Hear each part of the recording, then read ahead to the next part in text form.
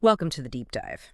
Today, we're getting into something that affects, well, quite a lot of people, dental fear. Hmm. It could just be feeling a bit nervous, or it might be a really, really intense phobia. These feelings about the dentist, they're actually surprisingly common. They really are. And for this deep dive, we've looked at a bunch of academic articles, some overviews too. Right? They explore the psychological side, but also the practical aspects of what gets called dental fear or dental anxiety, sometimes odontophobia. Right. So our goal today is really to unpack all that for you, help you understand the different forms it takes, maybe where it comes from, and importantly, what can actually be done about it, hopefully in a way that's, easy to follow and helpful. Okay, good plan. Let's maybe start right at the basics because our sources, they make some pretty clear distinctions. You hear terms like dental fear, dental anxiety, dental phobia. They're not all exactly the same thing, are they? No, exactly. And that's a great starting point. I mean, while we often use dental fear and anxiety, or DFA, as a kind of general term for strong negative feelings about dental stuff, Yeah, catch all. right, a catch-all, but there are important differences. So dental fear often comes from a specific bad experience in the past. Remembering something painful or unpleasant that happened in the dentist chair. Ah, okay, so it's learned, like your brain connects the dentist with that bad memory. Precisely. It's like a conditioned response almost. So what about dental anxiety then? How's that different? Dental anxiety is often more about the unknown. It's that sort of general worry, that feeling of apprehension that something bad might happen. Even if nothing specific has happened before. Yeah, exactly. Even without a concrete negative memory triggering it, there's often this, like, unease, maybe a feeling of not being in control. Okay. And then there's dental phobia. That definitely sounds more serious. It is much more intense. A dental phobia is a severe, often irrational fear. It's typically marked by really persistent, intense anxiety linked to very specific triggers. Like what kind of triggers? Well, it could be the sound of the drill, maybe the sight of a needle, sometimes just the whole dental office environment itself. And this level of fear, it's usually so strong that it makes people actively avoid going to the dentist altogether. Right, which, as our forces point out, creates this really vicious cycle, doesn't it? Oh, absolutely. It's a huge problem. The fear leads to avoidance. Avoiding the dentist means, well, oral health often gets neglected. Which leads to bigger problems down the line. Exactly. Then you might end up with a serious, maybe painful issue that forces an emergency visit. And that emergency experience, it can just reinforce the fear, make the phobia even worse. It really is a trap. Wow. And it's worth remembering, this often starts young in childhood. And it can actually impact other parts of life too, relationships, sometimes even employment. That's quite profound how far-reaching it can be. Yeah. So, okay, when someone's actually in that moment of fear, what does it look like? What does it feel like? Well, it's usually a mix of things.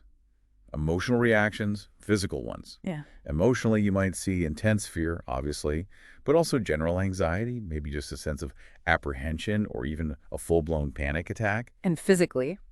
Physically, the body kicks into high gear. Yeah. Heart racing, maybe feeling breathless, sweating, nausea is common, sometimes trembling or shaking. Sounds awful. And it's not just the physical sensations, is it? There are thoughts going through someone's head, too. Oh, definitely. Cognitively, you get thoughts like, "Ooh, I really hate this feeling," or sometimes much more intense catastrophic thoughts. Things like, I'm choking, or I think I'm having a heart attack. Even, I might die. Wow. Really extreme thoughts. Yeah, or even just the strong sensation that their face is swelling up or that they genuinely can't breathe properly.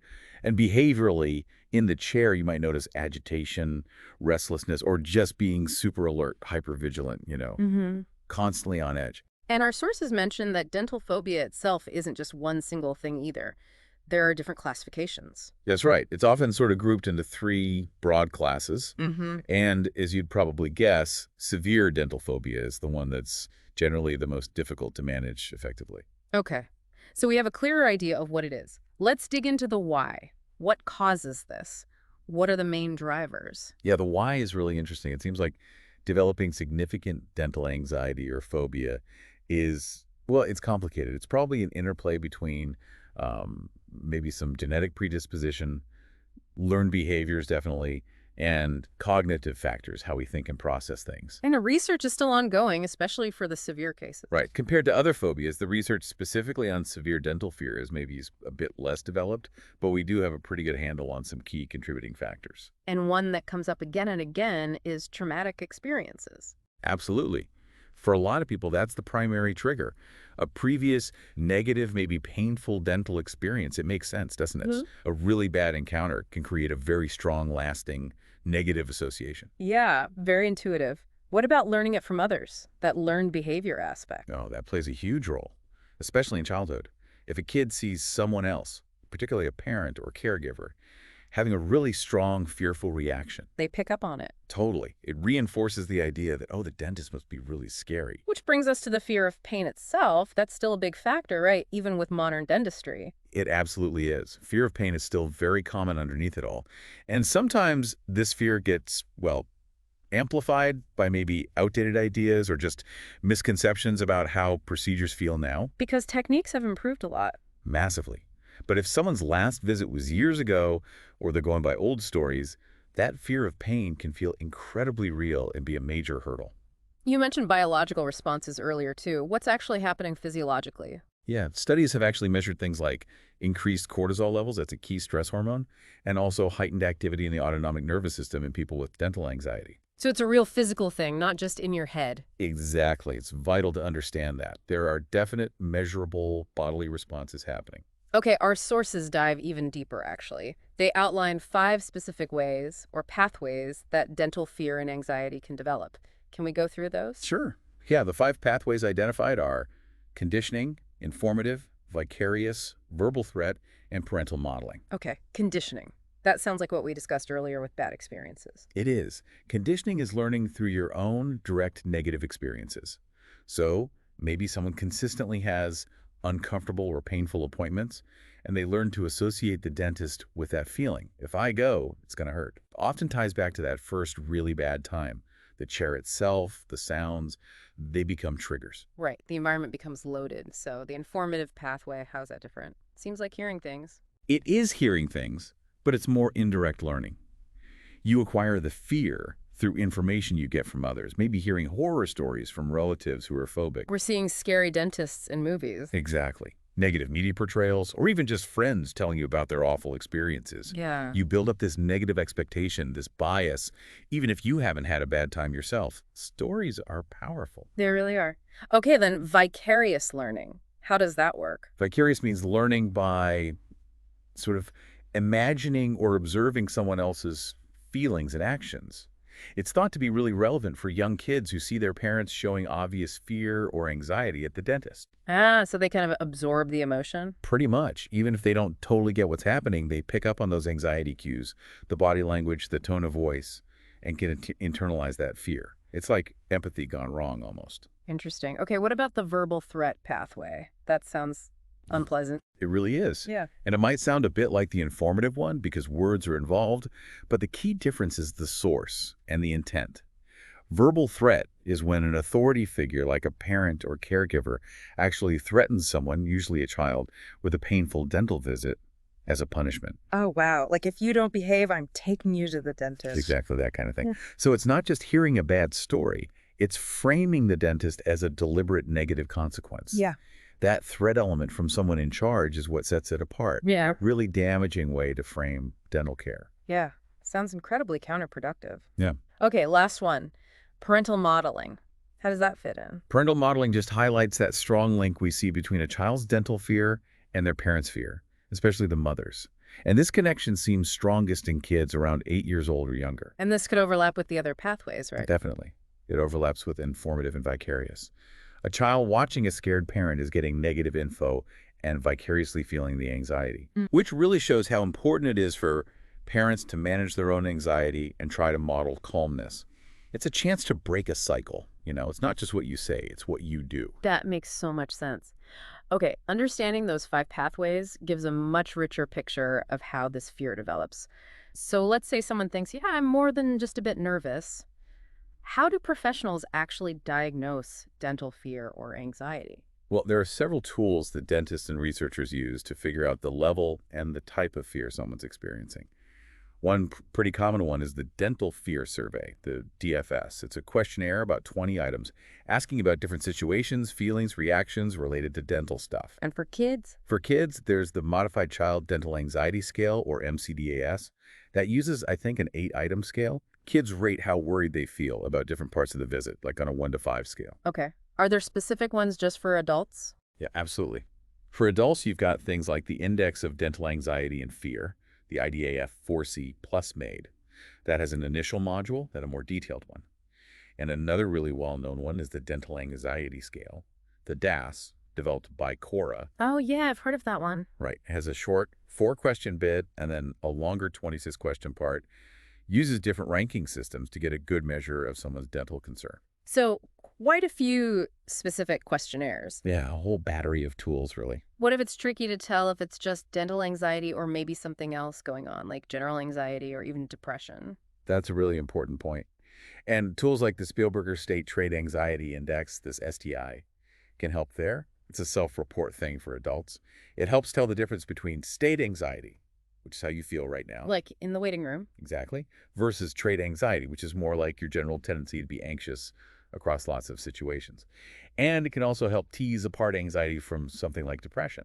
Gives a clearer clinical picture. Interesting. And there were a couple of others mentioned in our sources too, specific indices. Yeah, the Anxiety Sensitivity Index, or ASI.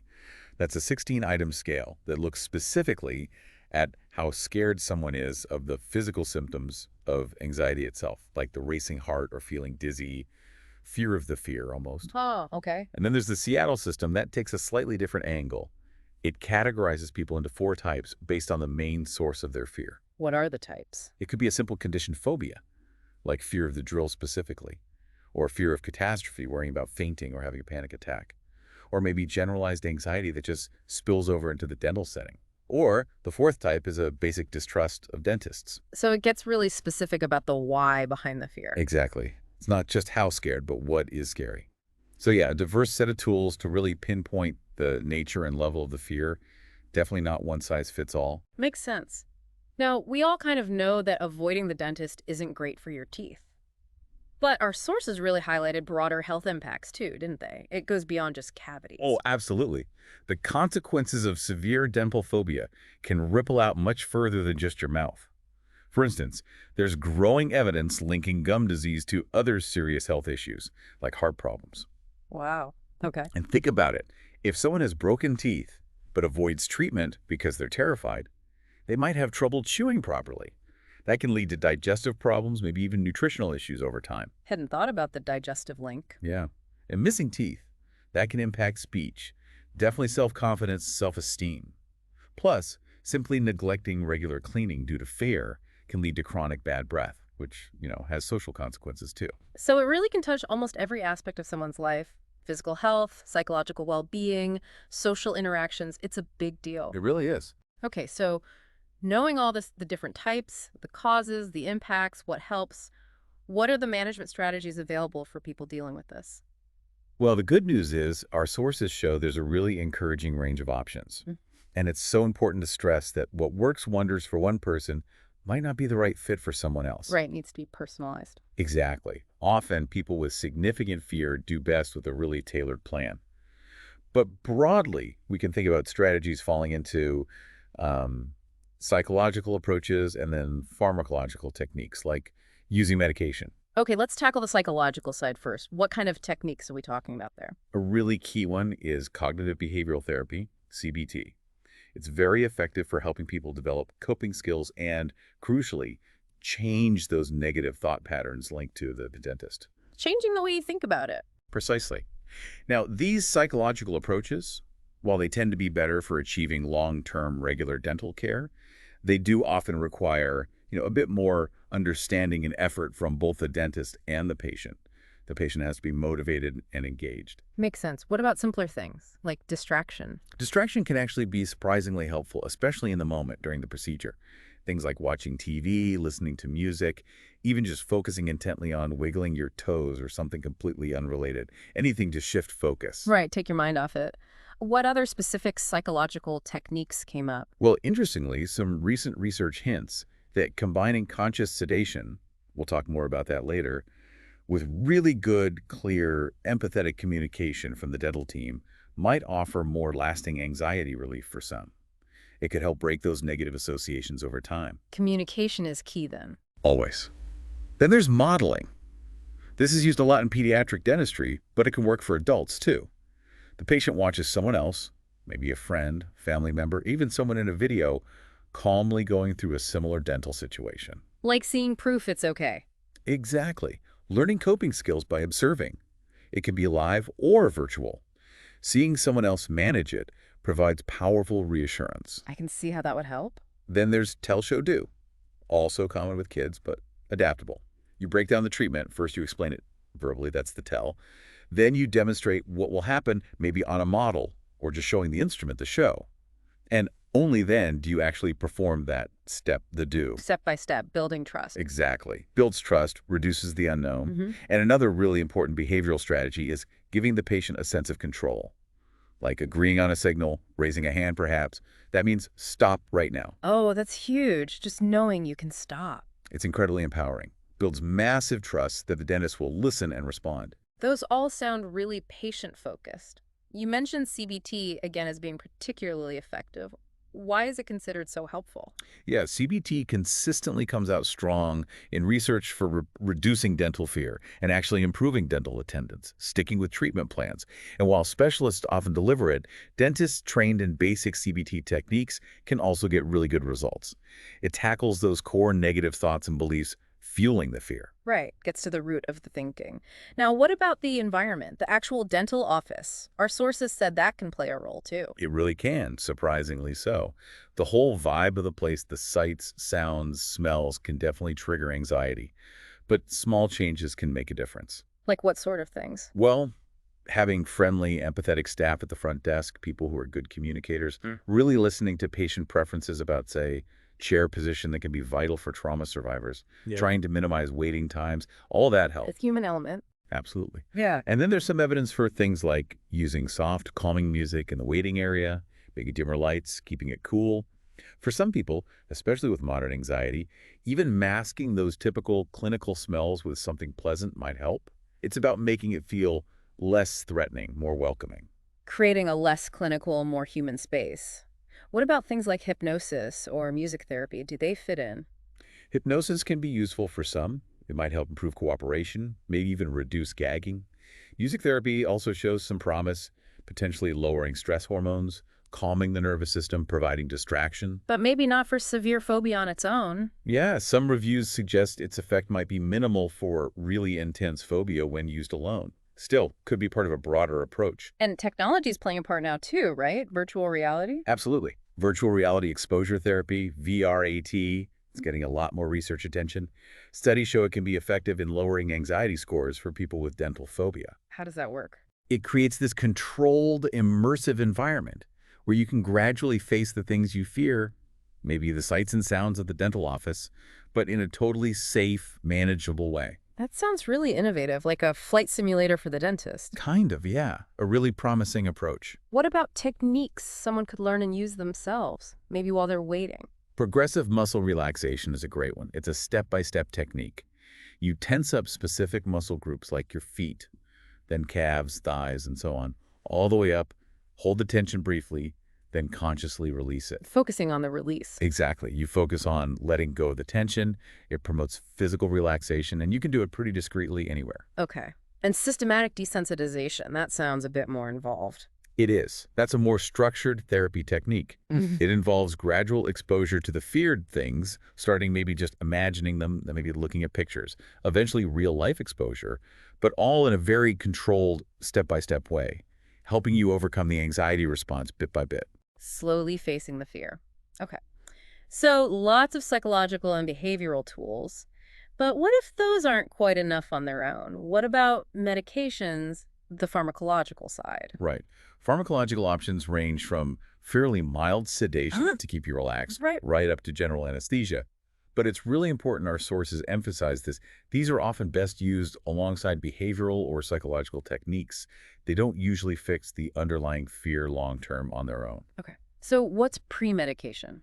Pre-medication is basically taking medication before the appointment to help manage anxiety. Often it's something like a benzodiazepine, temazepam, or midazolam are common examples. But there are downsides. Yes, definitely things to consider. Benzodiazepines can be addictive, so they need careful use. Patients usually need someone to drive them home.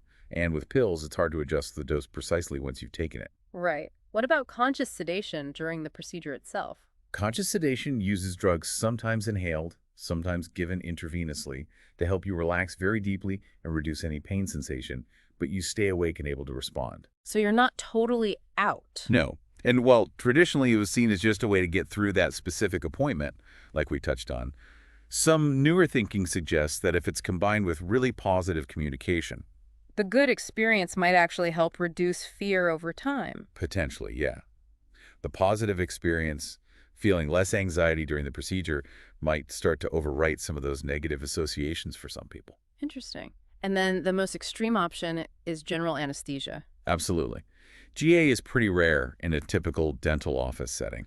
It's usually reserved for very specific situations, patients with significant developmental disabilities, maybe very young kids needing a lot of work done, or other complex cases. And it's done by specialists? Always by an anesthesiologist, usually in a hospital or specialized clinic setting. It carries higher risks and costs, so it's only used when really necessary. Okay, that covers the management strategies really well. Yeah, Lastly, just to give a sense of scale, how common is this? Our sources had some figures, right? they did. The estimates suggest about 1 in 6 adults experience high levels of dental anxiety. So it's really quite prevalent. 1 in 6, that's a lot of people. It is. And the data also seems to show that middle-aged women tend to report higher rates compared to men, though of course it affects people of all ages and genders. Okay, so a widespread issue. If we were to boil down this whole deep dive, what's the main takeaway message, you think? I think the biggest takeaway is that dental fear is, well, it's complex. It's not just one thing. It shows up in different ways. It has various potential causes, some we're still figuring out. And importantly, there's a really wide range of strategies that can help manage it. And understanding that complexity is key. Absolutely. Yeah. For individuals experiencing it, knowing they're not alone in their options is huge. And for dental professionals, understanding these nuances is crucial for providing compassionate and effective care. It's about recognizing the fear is real and working together to find solutions. Yeah, collaboration seems vital. Which leads us nicely into our final thought for you, our listener.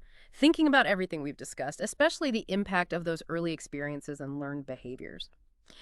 What do you think are the best ways we could break this cycle of dental fear for the next generation? How can we create more positive, less anxious associations with dental care right from the start? Yeah. It really makes you consider the power of communication, of empathy, and really tailoring how we approach dental health to meet people where they are, something to ponder. Thanks for joining us for this deep dive.